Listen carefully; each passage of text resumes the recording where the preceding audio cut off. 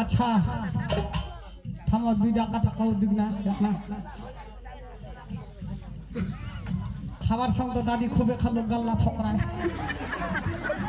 হ্যাঁ, খাবার সঙ্গে খুবই খালো, ফাপ ফাপ ফাপ ফাপ করে খাবি।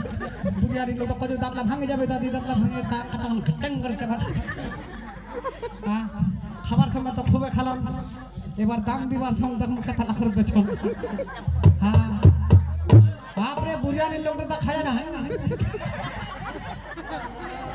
কত দাঁতলা ভাঙে যাবে দাদি।